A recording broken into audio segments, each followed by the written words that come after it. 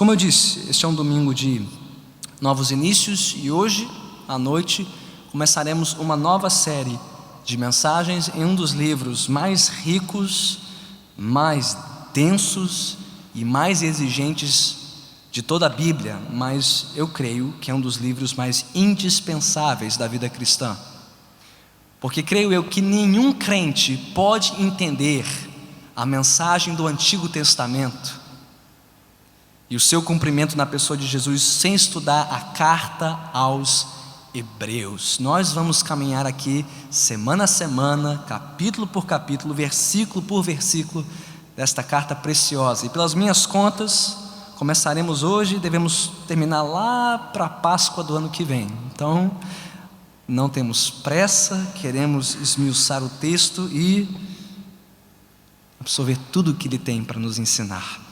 Então abra comigo a sua Bíblia, bem próximo do fim do Novo Testamento, na carta aos Hebreus, capítulo 1, para a leitura da abertura desta carta, os versículos 1 a 4. Teremos tempo somente hoje para estes 4 primeiros versículos. Hebreus capítulo 1, versículos 1 a 4.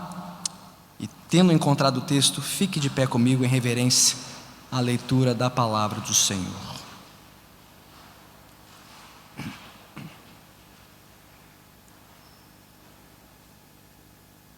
Diz assim a palavra de Deus, conforme registrada na carta aos Hebreus, capítulo 1, versículo 1. Há muito tempo, Deus falou muitas vezes e de várias maneiras aos nossos antepassados por meio dos profetas. Mas nestes últimos dias, falou-nos por meio do Filho, a quem constituiu herdeiro de todas as coisas e por meio de quem fez o universo. O Filho é o resplendor da glória de Deus e a expressão exata do seu ser, sustentando todas as coisas por sua palavra poderosa. Depois de ter realizado a purificação dos pecados, ele se assentou à direita da majestade nas alturas, tornando-se tão superior aos anjos, quanto o nome que herdou é superior ao deles. Louvado seja o Senhor pela sua palavra. Oremos. Senhor bendito, Tu já falaste tantas vezes, de tantas maneiras ao Teu povo, em tantas gerações da história, e louvamos o Teu nome porque nós também recebemos, ó Pai, a transmissão da Tua gloriosa mensagem que atravessa os séculos. Te louvamos porque Tu falaste a nós por meio do Teu Filho e viemos aqui hoje ouvir a Tua voz. Fala, Senhor. Fala, Senhor, pois os Teus servos estão desejosos por Te ouvir novamente.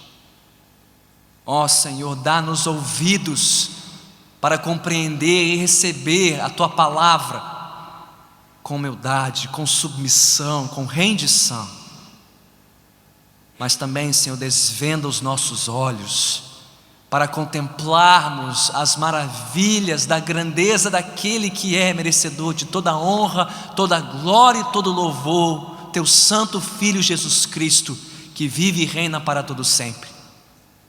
Senhor, que as palavras da minha boca e a meditação do meu coração sejam agradáveis a Ti nesta noite, e que por meio delas o Teu povo seja consolado, encorajado e edificado. Para o louvor da Tua glória te pedimos, em nome de Cristo Jesus. E que o povo de Deus diga amém. Amém. Podemos sentar.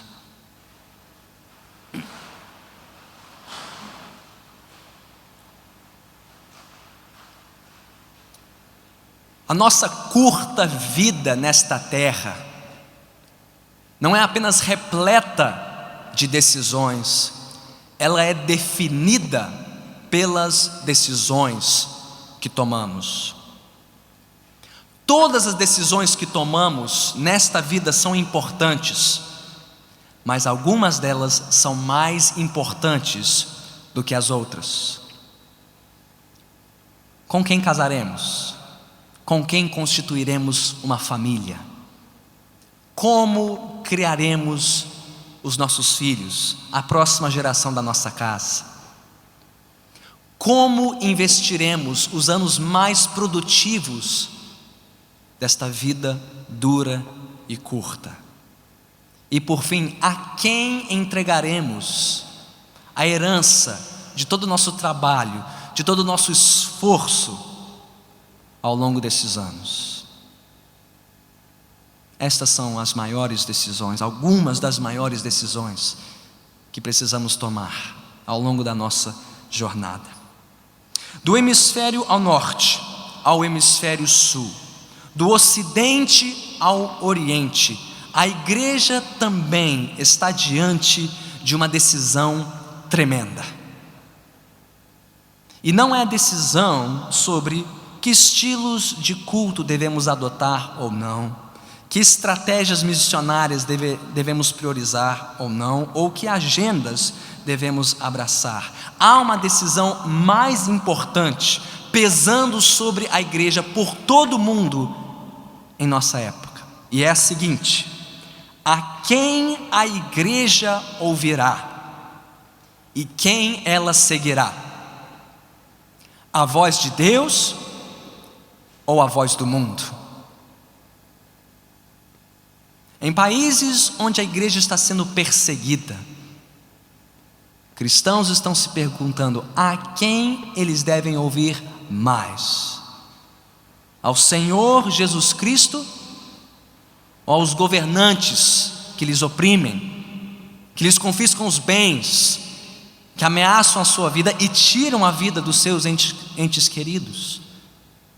O que importa mais, ouvir os conselhos de Deus ou os conselhos de familiares que dizem: se você se converter e seguir a Jesus, você está riscado da herança, riscado da família? A sobrevivência da igreja em países como a China, Afeganistão, Sudão, Coreia do Norte, Iraque, Síria, depende desta decisão. Mas nós que fazemos parte da igreja livre, estamos diante de uma decisão tremenda também: se nós ouviremos mais a voz de Deus ou a voz deste mundo, especialmente em tempos de pluralismo religioso e relativismo moral. O que é isso, pastor? Esta ideia, esta forma de pensamento que diz: não, todos os caminhos levam a Deus. Jesus Cristo é um dentre muitos caminhos possíveis e aceitáveis, mas Ele não é o único caminho. A igreja no mundo livre hoje sofre enorme pressão para acomodar a sua pregação a este sentimento de tolerância religiosa, este pensamento do politicamente correto.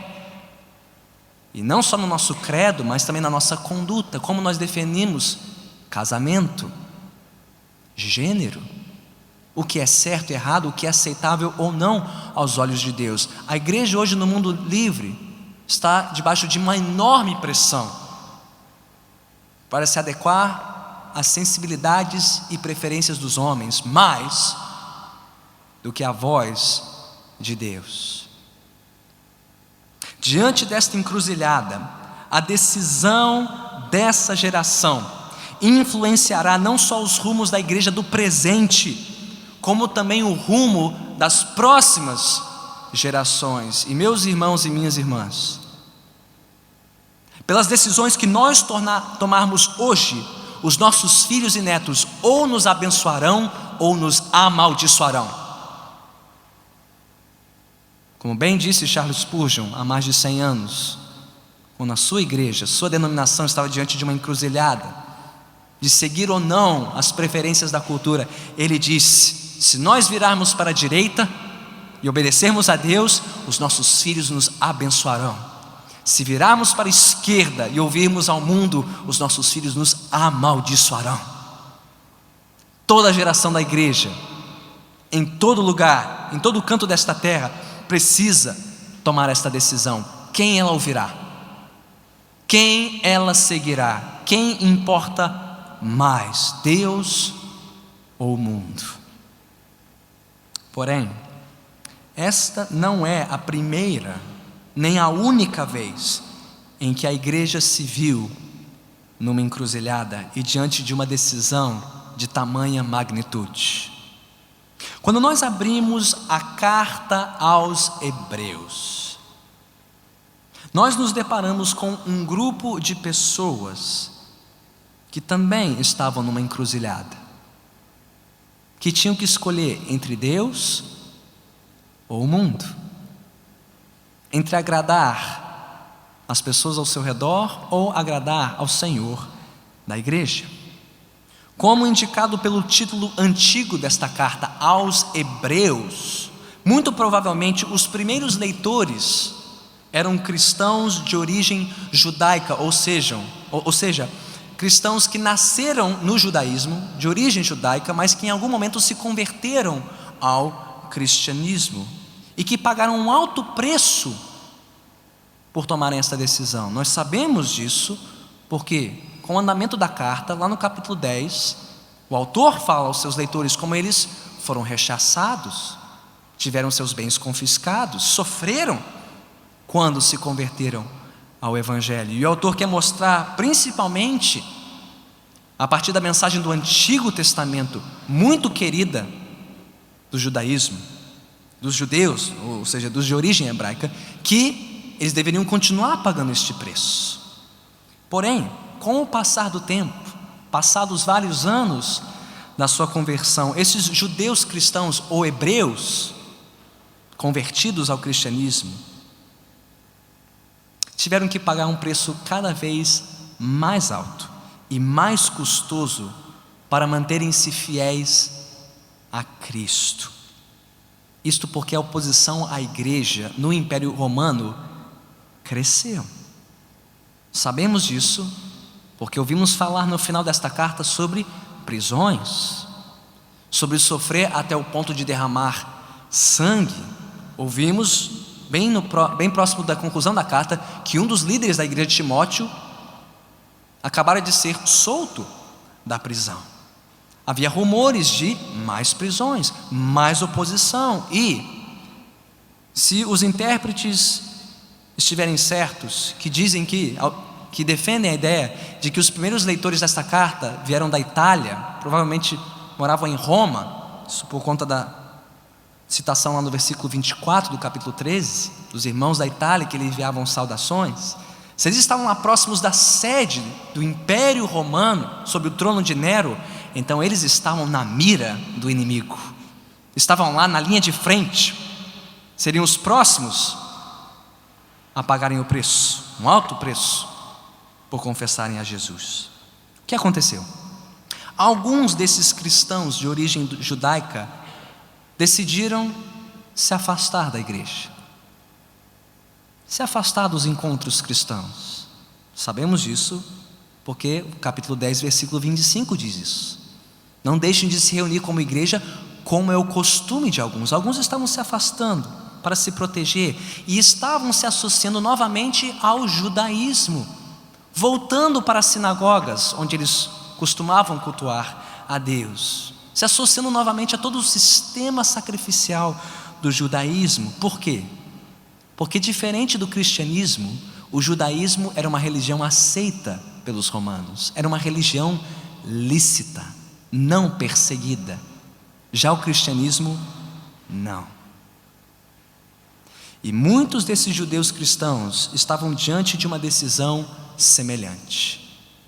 A quem recorrer? Que caminho tomar? Permanecer fiel a Jesus e pagar o preço por isso? Ou voltar para o antigo judaísmo de onde vieram, para se protegerem e guardarem a sua própria vida? Se você estivesse no lugar deles, o que você faria? Você permaneceria firme com outros cristãos judeus? Iria até o fim? Pagaria o último, o maior preço por amor a Jesus? Ou se protegeria? Pensaria em você e nos seus filhos, na sua família, e voltaria para a proteção da religião judaica. Foi nesse momento de decisão que um dos irmãos conhecidos desse grupo, embora anônimo para nós: pastor, quem escreveu esta carta? Eu não sei. E nós nunca saberemos nesta vida. Por quê? Porque o autor não se identifica. Por quê, pastor? Só podemos imaginar. Talvez, se o contexto é de perseguição, o autor quer se proteger, não quer revelar o seu nome, para não ser conhecido das autoridades. Mas o nível de conhecimento que ele tem dos leitores mostra que era alguém conhecido do grupo. Talvez Paulo, é o que diz a maior parte da tradição cristã. Talvez Barnabé, companheiro de Paulo na sua primeira missão, como defendeu Tertuliano. Talvez Apolo, como defendeu Lutero, ou até Lucas, que foi a tese de Calvino. Quem escreveu? Não sabemos. Mas este irmão e um possível líder do grupo decidiu interpelar os seus leitores neste momento crucial de decisão. Por quê? Apesar de ausente, afastado do grupo, talvez por motivo de fuga, de oposição romana, ele lhes enviou o que os intérpretes chamam de um sermão epistolar, uma pregação em forma de carta. Quando nós lemos a carta aos Hebreus, soa como uma pregação. Tem todos os requintes de uma pregação: ensino e apelo, doutrina e prática. E o próprio autor fecha a carta lá no capítulo 13, versículo 22, dizendo que lhes enviou uma palavra de exortação, ou seja, de encorajamento. Com que propósito? Por que o autor aos Hebreus escreveu esta carta? Para fortalecê-los na fé em Cristo e encorajá-los à perseverança no Evangelho, mediante a superioridade da fé cristã, a superioridade da pessoa e da obra de Jesus. Este é um tema recorrente da carta. Jesus é superior, Ele é maior, maior que os anjos, maior que Moisés, maior que Josué, maior que Abraão. Ele é supremo e por isso merece toda a nossa confiança, obediência e perseverança.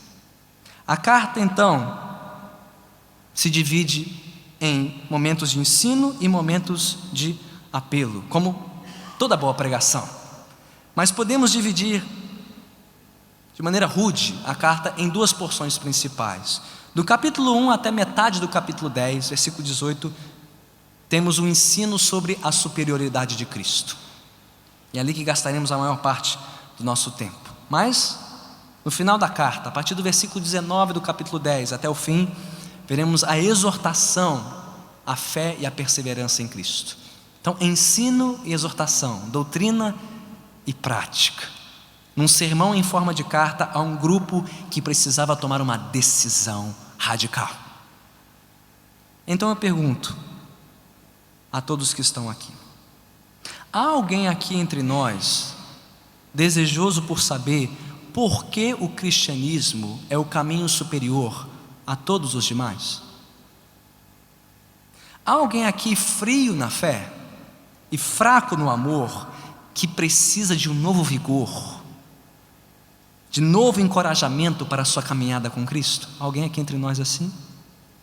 Ou há alguém aqui duvidoso quanto à sua permanência no caminho de Jesus e que está dividido na sua lealdade entre Deus e o mundo?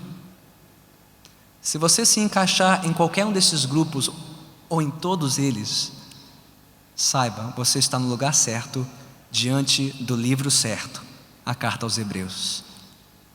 E o nosso dever e privilégio nas próximas semanas será este: de nos debruçarmos sobre a mensagem aos Hebreus, para termos a nossa fé encorajada, nosso amor fortalecido, nossa esperança aguçada e, creio eu, sairemos daqui perseverando mais nos caminhos de Jesus. É isso que queremos, é por isso que você está aqui.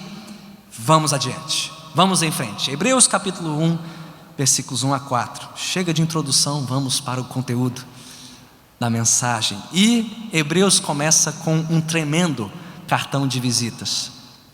O prólogo, a apresentação da carta, versículos 1 a 4. E nós temos aqui nestes 4 versículos, pasmem, toda a mensagem do livro compactada.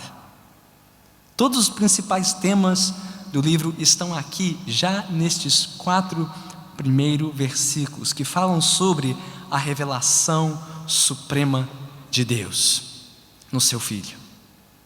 Hebreus capítulo 1, versículos 1 a 4, desejam responder as 2 seguintes perguntas. 2 perguntas que queremos responder nesta noite. Primeiro, como Deus se revelou a nós? Esta é a primeira pergunta. O autor a responde no versículo 1 e na primeira metade do versículo 2. Como Deus se revelou a nós?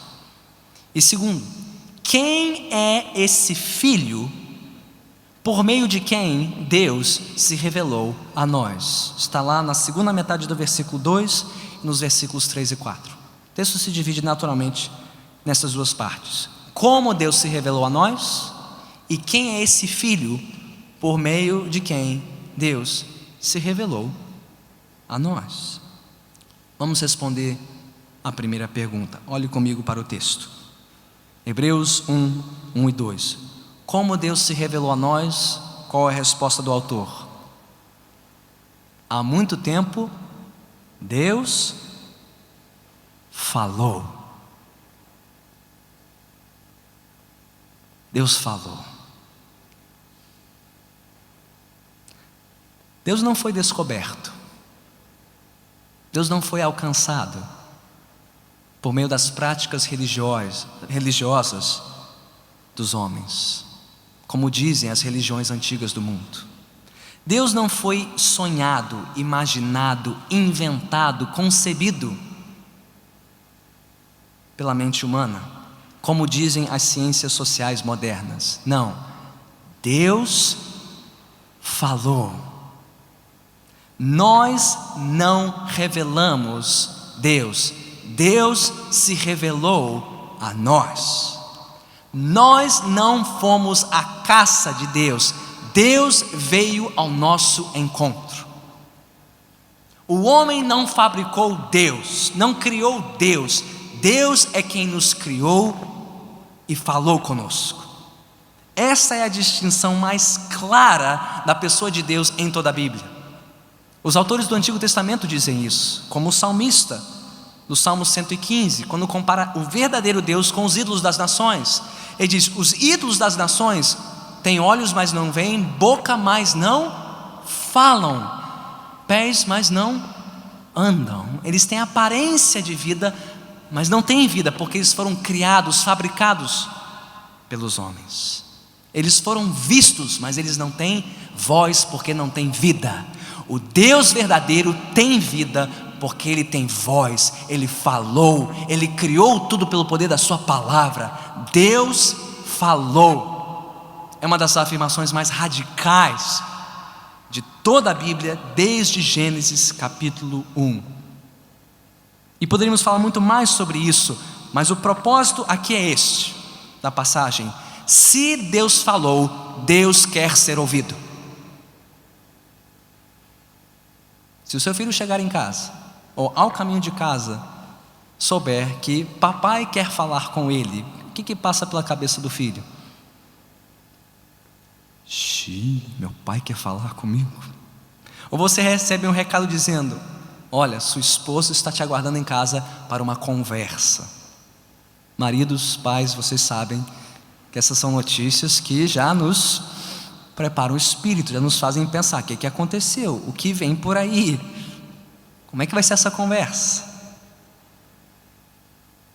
Deus falou. Se Deus falou, Deus quer ser ouvido. E se Deus quer ser ouvido, Ele merece ser ouvido. Todos nós devemos ouvi-lo. Deus falou. Como? O texto responde: há muito tempo, Deus falou muitas vezes e de várias maneiras aos nossos antepassados por meio dos profetas.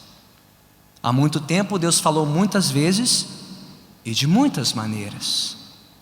O Antigo Testamento fala dessas muitas maneiras, dessas muitas ocasiões em que Deus falou.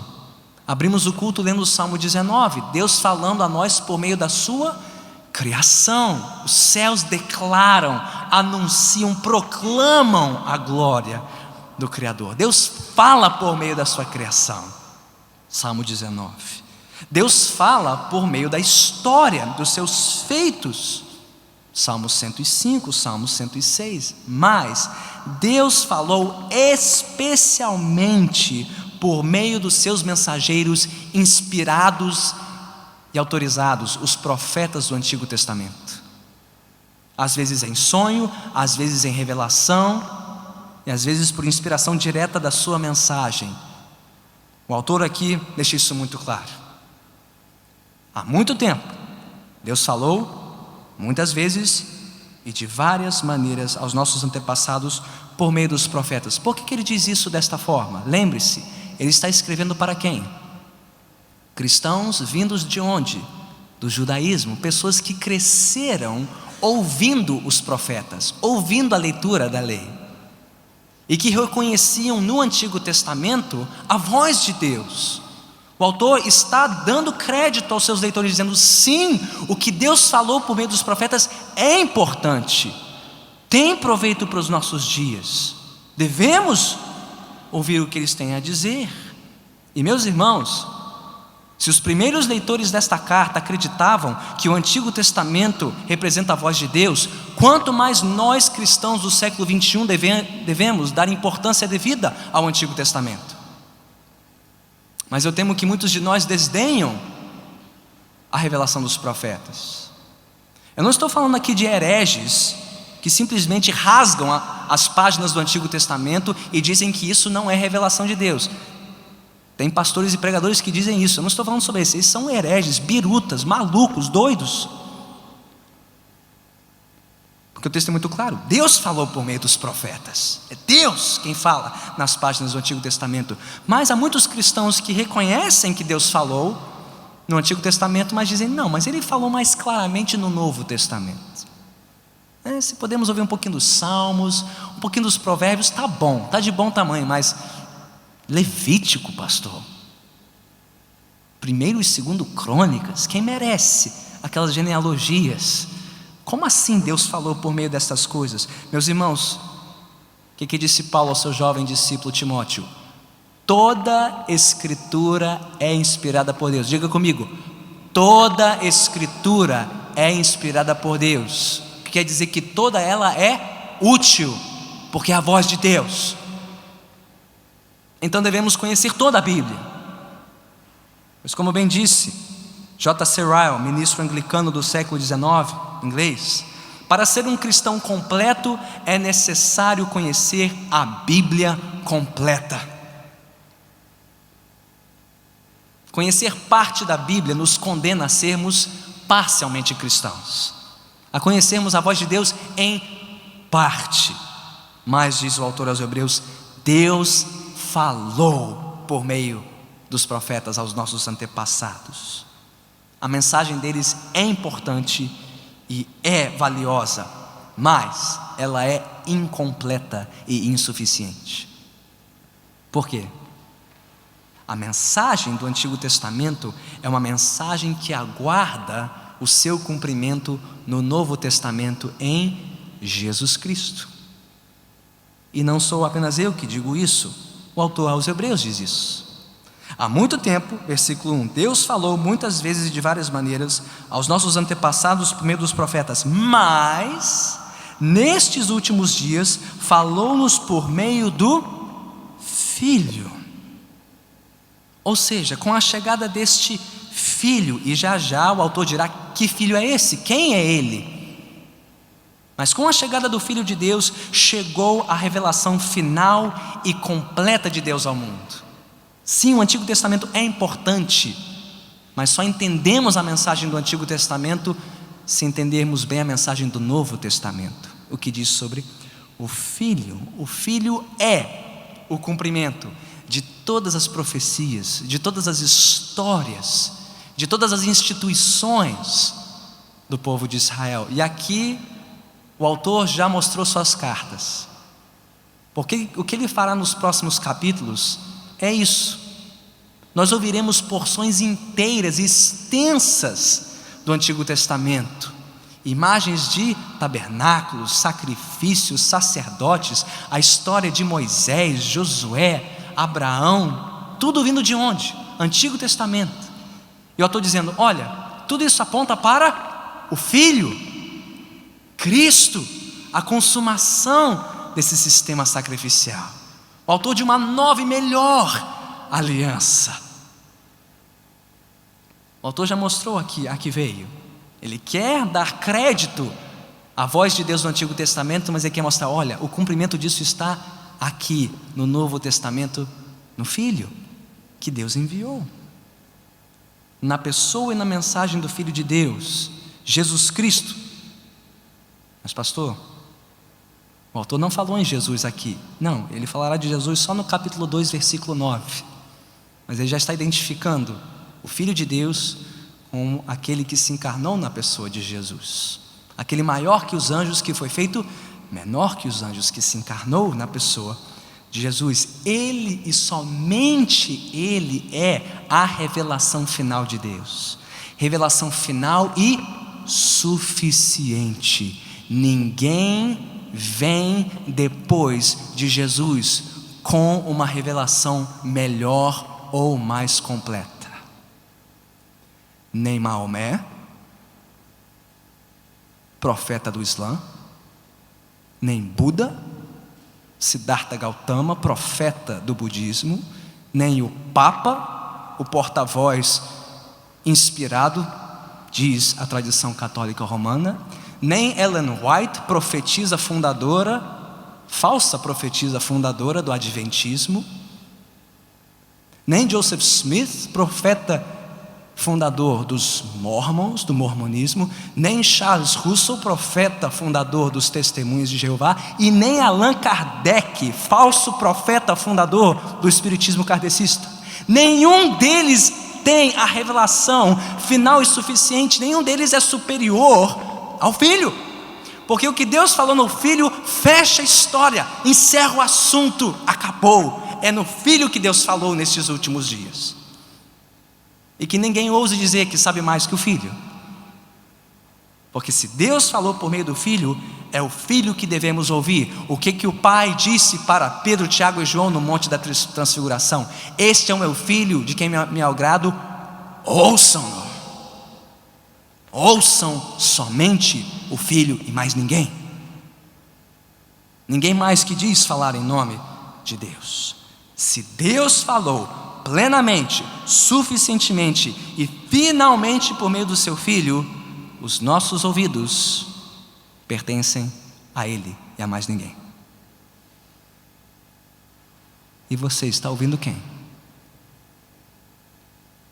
A quem você está dando ouvidos? Porque se Deus falou por meio do Filho, é o Filho que devemos ouvir e nada mais.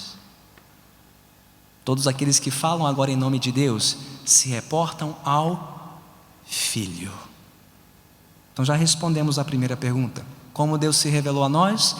Por meio do seu Filho. Antes por meio dos profetas, agora nesses últimos dias, nesta nova etapa da história, por meio do Filho. Mas isso nos leva à segunda pergunta da noite. Quem é o Filho? Quem é esse Filho? Por meio de quem Deus se revelou e por que devemos ouvi-lo? O autor responde a pergunta na segunda metade do versículo 2, nos versículos 3 e 4. E fazendo uma simples conta aqui, você verá que o autor diz nada menos que 7 coisas sobre o Filho. Todas as vezes que encontrarmos 7 ocorrências na Bíblia, isso deve nos chamar a atenção, porque 7 é um número de completude, de perfeição. Pense no livro de Apocalipse: 7 selos, 7 trombetas, 7 taças, os 7 espíritos na presença de Deus, os 7 chifres, né? Aquele que está assentado no trono, demonstrando o seu poder perfeito. Hebreus diz 7 coisas sobre o Filho, nos mostrando a sua credencial perfeita, completa. Olhe comigo para o texto, a partir do versículo 2. E conte comigo. Mas nesses últimos dias, falou-nos por meio do Filho, a quem constituiu herdeiro de todas as coisas. 2, por meio de quem fez o universo. 3, o Filho é o resplendor da glória de Deus. 4, e a expressão exata do seu ser. 5, sustentando todas as coisas por sua palavra poderosa. 6, depois de ter realizado a purificação dos pecados. 7, ele se assentou à direita da majestade nas alturas, tornando-se tão superior aos anjos, quanto o nome que herdou é superior ao deles. Aqui estão as credenciais do Filho. Por que devemos ouvi-lo? Porque ele tem as credenciais completas, perfeitas. O seu currículo é sem igual. Mas podemos aqui organizar essas credenciais em pelo menos 3 grupos de características. Vemos aqui o status do Filho, a obra do Filho e a pessoa do Filho. Primeiro, o status real do Filho. O que diz o versículo 2, segunda metade? O Filho a quem constituiu herdeiro de todas as coisas. O que é um herdeiro? O que é um herdeiro? Ele é o recipiente legítimo da herança do seu pai. Aquele que tem as credenciais necessárias para receber o quê? O patrimônio, a herança, o nome, para levar o legado do nome da geração anterior por mais uma geração. O autor está dizendo, só tem um filho que tem essa autoridade, que tem esse status, é o Filho de Deus. Não porque ele é menor que o Pai, veremos isso logo adiante, mas porque Deus o constituiu, Deus o nomeou, Deus o reconheceu como o seu herdeiro legítimo sobre todas as coisas, todo o universo, tudo o que há. Como sabemos disso? Bem, pule para o fim da passagem, lá para o versículo 3. Depois de ter realizado a purificação dos pecados, ele se assentou à direita da majestade nas alturas, tornando-se tão superior aos anjos quanto o nome que herdou. Olha lá o tema de herança. Este filho herdou de Deus um nome superior a todo nome. Como? O autor diz, fazendo a purificação dos pecados. 3 palavras, mas que Hebreus vai levar o resto da carta para desembrulhar. Que pecados, que purificação, por meio de que sacrifício?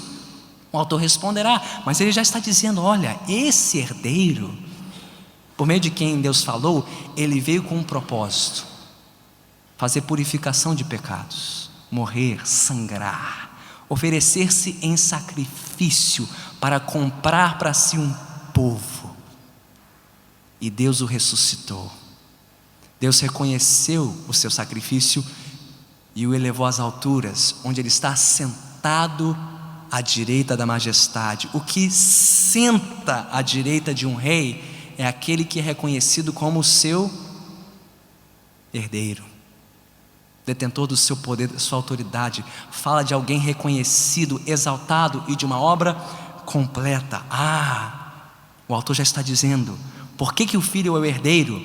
Porque ele veio fazer a purificação dos pecados e depois subir aos céus para reinar, para ser exaltado acima dos homens e acima dos anjos. E só existe um herdeiro assim, é o Filho. Ora, todo leitor do Antigo Testamento conhecia estes tipos, estas imagens que o autor está usando aqui. A imagem de um profeta, de um mensageiro, de um porta-voz. A mensagem de um sacerdote, alguém que oferecia sacrifícios na presença de Deus. A imagem de um rei, alguém assentado num trono. E a imagem de anjos. Todas essas imagens eram conhecidas, mas o que o autor aos Hebreus está fazendo aqui não tem precedente. Ele está dizendo que existe um filho, que é o profeta, o sacerdote, o rei, acima de todos os anjos. E não há ninguém na mesma categoria que ele é único. e acima de tudo, e Deus o constituiu herdeiro de todas as coisas, autoridade sobre tudo que há. Por isso, ouçam-no, ouçam o Filho, porque não há outro herdeiro como ele. Bem, isso já seria suficiente para que os nossos ouvidos atentassem para o Filho. Mas o autor diz mais: ele não só o herdeiro real, esse é o seu status, mas a sua obra revela algo ainda maior. Olhe para o versículo, finalzinho do versículo 2. Ele não só constituiu o Filho herdeiro de todas as coisas, mas por meio dele, ele fez o universo. E no versículo 3, no meio, diz que ele sustenta todas as coisas por sua palavra poderosa. Notaram o que o autor fez? Ele foi do status do Filho para a sua obra. O herdeiro que recebeu autoridade e que um dia será reconhecido por todos como autoridade, mas é aquele que desde o início é autoridade, porque ele criou tudo e sustenta tudo. Olha ao seu redor, olha ao seu redor, tudo, tudo, o chão, o banco, o teto, tudo foi criado pelo Filho. E mais, tudo é sustentado pela sua palavra poderosa. Como é que Deus criou tudo? Pela sua palavra. Como é que Deus sustenta tudo? Pela sua palavra. A sua vida é sustentada pelo poder da palavra do Filho. E basta uma palavra dele para que a sua vida e a minha vida acabem. Como alguém que tira a tomada da parede e interrompe o fornecimento de energia, basta que Deus retire de nós a sua graça e acabou. Ele não é só o herdeiro, ele é o Criador, e não é apenas o Criador, ele é o sustentador de tudo. O universo não existiria não fosse pelo poder da sua palavra. Ouçam-no. Ele nos criou, a nossa vida depende dele. Ele nos sustenta pela sua palavra, então ouça a palavra do Filho. Pela sua voz ele te criou, pela sua voz ele te sustenta. Ouça a voz de Deus no Filho. Isso já seria suficiente para ouvi-lo. Hebreus fala mais. Já falou sobre o seu status, sobre a sua obra, agora ele fala sobre a sua pessoa. No miolo do texto, no cerne aqui, ele diz no versículo 3: o Filho é o resplendor da glória de Deus e a expressão exata do seu ser. Nós já poderíamos ter deduzido, a partir do que o autor falou, que o Filho é Deus, não? Só Deus criou, só Deus sustenta, só Deus pode perdoar pecados, só Deus tem autoridade sobre tudo. Mas Hebreus, o autor, quer ser enfático, quer deixar tudo muito claro, muito esmiuçado. Ele não quer deixar sombra de dúvida, nenhuma brecha para que pensemos menos do Filho. Se restou alguma dúvida, diz o autor, o Filho é o resplendor da sua glória. Como alguém que olha para o sol e é ofuscado pelo brilho deste sol.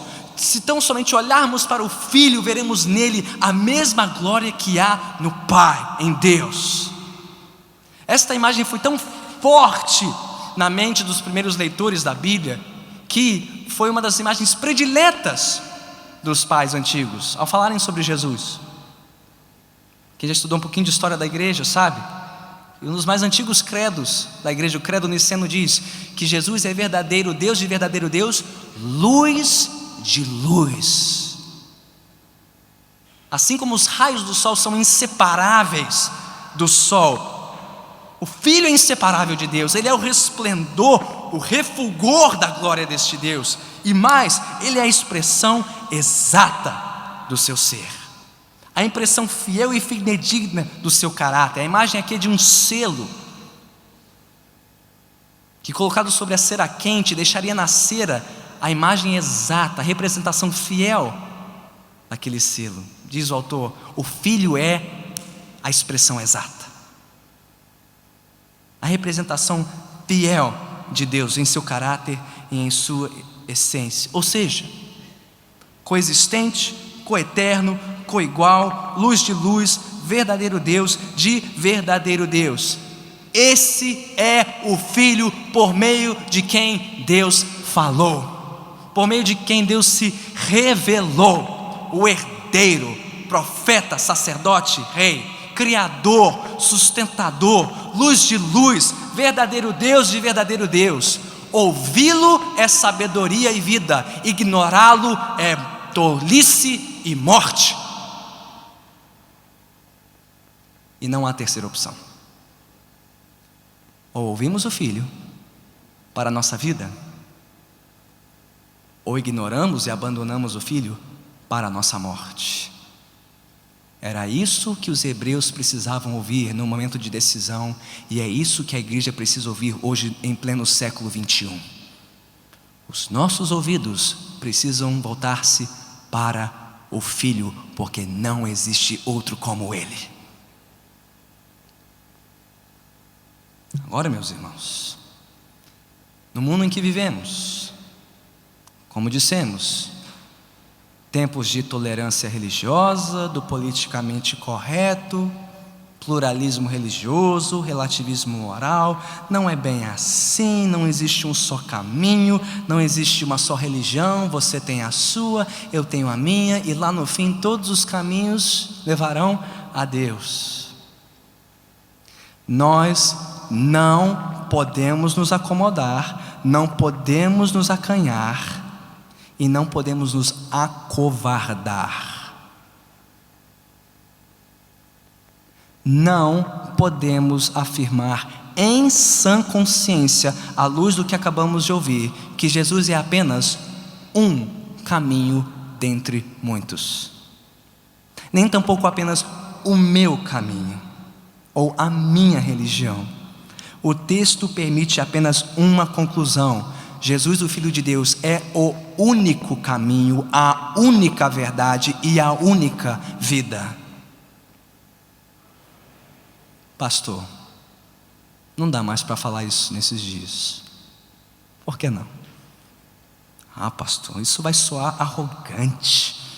Pessoas vão nos acusar de intolerância religiosa, de sermos pessoas bitoladas, míopes, antigas, ultrapassadas. Meus irmãos e minhas irmãs, não estamos tratando aqui nem de arrogância, nem de intolerância religiosa. Nós não estamos dizendo que as pessoas não possam ter a sua religião, o seu credo e a sua liberdade para expressar a sua religião. Mas daí para dizer que todas as religiões são iguais e todos os credos são igualmente verdadeiros, é um enorme passo. Dizer que Jesus Cristo é o único caminho, a única verdade e a única vida não é um ato de arrogância e intolerância. Biblicamente falando, é um ato de humildade e submissão. Porque se Deus fala em sua palavra que somente se revelou por meio do Filho, então nós humildemente nos curvamos diante da autoridade do Rei e dizemos: só Ele é o caminho, a verdade e a vida. Nós não inventamos essa verdade, nós não descobrimos essa verdade veio até nós. Deus falou, Deus veio por meio do seu Filho para nos perdoar os nossos pecados e para nos fazer reinar com Ele. Isso não é arrogância, isso não é intolerância, é um ato de extrema humildade e de rendição. Eu não tenho outra opção senão dizer, diante do que a Bíblia diz, que Jesus é o único caminho, a única verdade e a única vida. Agora, discordar disso é arrogante e é uma afronta à glória de Deus. Porque dizer que Jesus é só um caminho, uma verdade e uma vida é acusar Deus de ser mentiroso. É dizer que Deus errou e que o autor aos Hebreus errou, dizendo que Deus só se revelou por meio do Filho. Isso sim é arrogante. E dizer que a Bíblia não pode dizer o que ela diz é a extrema arrogância deste mundo que precisa se arrepender dos seus pecados. E é por isso que a igreja precisa pregar que Jesus é o único caminho, a única verdade e a única vida, para que os pecadores se arrependam da sua arrogância, do seu orgulho e da sua prepotência, querendo calar a voz de Deus e das Escrituras. Isso é um ato de coragem e de submissão às ordens do rei. Agora, como falaremos isso? Pode ser humilde ou arrogante. Mas o fato de dizer isso não é em si mesmo um ato de arrogância. Dizer que Jesus é o único caminho, porque esta é a única opção que a Bíblia nos dá. Divergir dela é loucura, é tolice, é vaidade. Agora, se houver entre nós alguém que jamais rendeu a sua vida a Jesus, ouça-me com muito cuidado agora. Se você pensa que Jesus é apenas um caminho, uma verdade e uma vida possível, você precisa se arrepender hoje do seu pecado. Deus te ordena na sua palavra que você se arrependa do seu orgulho. E não sou eu que digo isso, é o próprio Filho de Deus. O resplendor da glória de Deus, a expressão exata do seu ser, aquele que te criou, aquele que sustenta a sua vida pelo poder da sua palavra, que te dá fôlego de vida pela graça e misericórdia dele somente, aquele que te trouxe com vida para este lugar, para ouvir a voz dele nas sagradas escrituras, aquele que veio subir na cruz para morrer pelos seus pecados, pela sua rebeldia, para fazer a paz entre Deus e a sua alma. Ele te ordena: pare de ignorá-lo, pare de rebelar-se contra a sua revelação, renda-se a Ele para a salvação da sua alma. E não sou eu que digo isso, é o Filho de Deus. O Rei chama pecadores hoje para virem aos pés do Calvário e se arrependerem do seu orgulho, da sua vaidade, e dizer: Cristo, só o Senhor é o caminho, só o Senhor é a verdade, só o Senhor é a vida. Perdoa-me por pensar o contrário por tantos anos da minha vida. E se você fizer isso, pela graça de Deus que opera na sua alma, porque isso é graça, não é mérito, só Deus pode fazer isso no seu coração. O Filho promete perdoar os seus pecados hoje. Você pode sair por essas portas com a sua alma lavada e perdoada no sangue do Cordeiro, para viver agora debaixo da autoridade de um outro rei, que te mostrará o caminho que você deve seguir e o preço que você terá que pagar daqui em diante. Como nós dissemos, meus irmãos, no início desta mensagem, a nossa vida é repleta de decisões.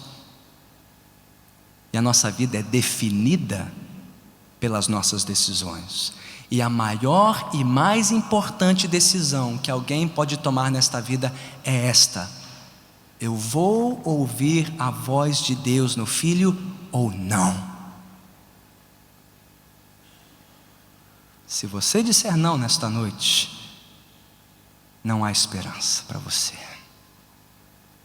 Mas se você disser sim, a revelação de Deus no Filho, Ele te receberá, Ele te perdoará, Ele te dará uma nova vida, uma nova razão para viver debaixo da autoridade e do comando da sua voz. Vamos nos render à voz do Filho nesta noite, mais uma vez, e todos os dias desta vida até o fim, até que ouçamos da sua boca: bem feito, servo bom e fiel, entra no descanso do seu Senhor. Vamos orar.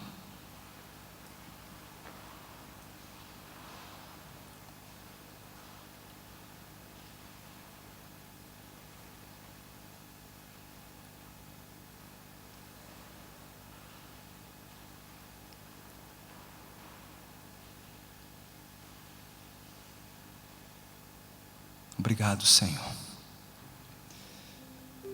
porque a Tua voz chegou até nós. Tua voz que criou todas as coisas, Tua voz que sustenta todas as coisas, é a voz que nos fala hoje por meio do Filho e do Teu santo e glorioso Evangelho. Ó Senhor, e se ouvimos a Tua voz nesta noite, que não endureçamos o nosso coração, que não nos rebelemos mais contra a Tua voz, mas que esta noite seja uma noite de rendição, de entrega, de submissão à voz do Filho, a quem o Senhor constituiu herdeiro de todas as coisas, aquele que veio fazer a purificação dos pecados por meio do seu sangue, mas que ressuscitou e agora está à Tua destra, intercedendo por nós. Aquele que é o resplendor da Tua glória, Senhor, a expressão exata do Teu ser. É a Ele que viemos nos render nesta noite.